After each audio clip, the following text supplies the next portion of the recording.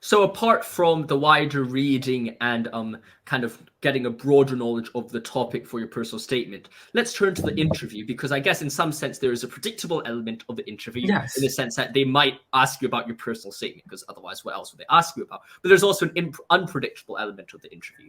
What are some things, of course, going into an interview, you should really know your stuff, know your own portfolio, you know your own personal statement very well. Okay. But what are some other things you can do when you're entering that music Oxford interview, which would be helpful for someone who's applying?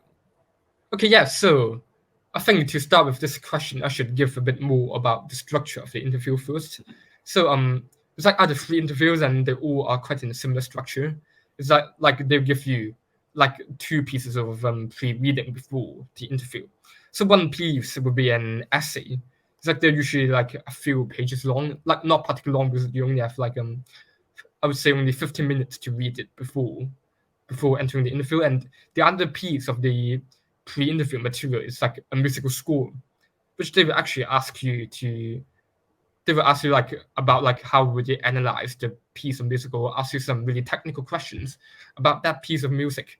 So like based on this, I think they're like there's a very basic stuff that you could do, is that first of all is to like really get sure that you're quite familiar with the music theory that you're doing in A levels or in or whatever curriculum that you're doing, because I think the tutors, like, they're not expecting you to know everything before you come to the interview, but they expect you to be doing academic music in school already and to have a good foundation of music theory and, for example, the different chord types and something very similar in music, let's say different cadences, and so it's like the music theory that you do in A level. So it's really important that you really know the technical stuff about it, because it's like, yes, so like getting things wrong is not particularly important in the interview, but I think that if you couldn't even really, let's say, have a really good grasp of the material in high school, it didn't really demonstrate that you have a high potential for learning, or it didn't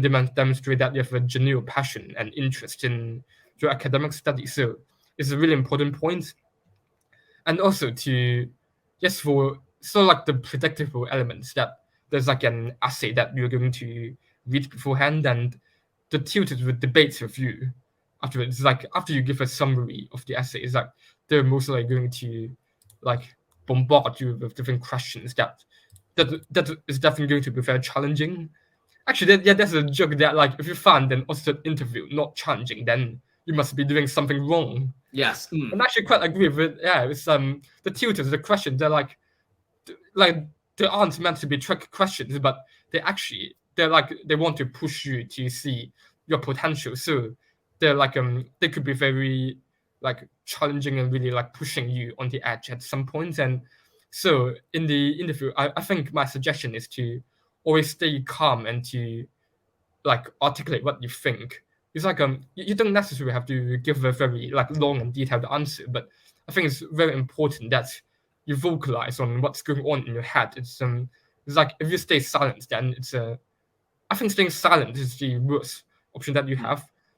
Yes. But yeah, it's like whatever you're thinking in your mind is to really articulate to it. And if you like got stuck at some point, you could tell them like what are you struggling with, or like why could you stop thinking.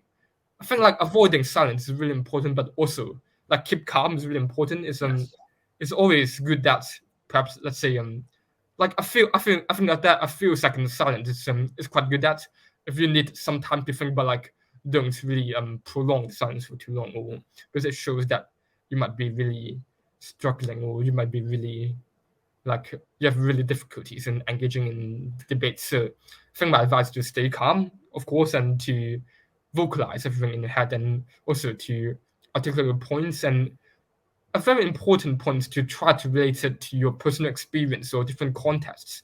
It's like you could like be the best debater in like everything, but if you don't have like any examples or an experience to back it up, I think what you said could be very superficial. And so it's to my advice is also to contextualize many of your arguments and many of the points that you have made. You could like very simple link it to some musical experience that you personally had, or link it to some historical events, or link it to like any like event that you know that's happening. So yeah, that's my advice for it. No, that's a brilliant presentation for how to prepare for an interview. I completely agree with the idea that it is so important to understand, know what you're talking about, and also think out loud. There's no problem in telling the tutor or trying to challenge the tutor in their assumptions or what arguments they've made, or trying to really deconstruct or really figure out what are they trying to ask you.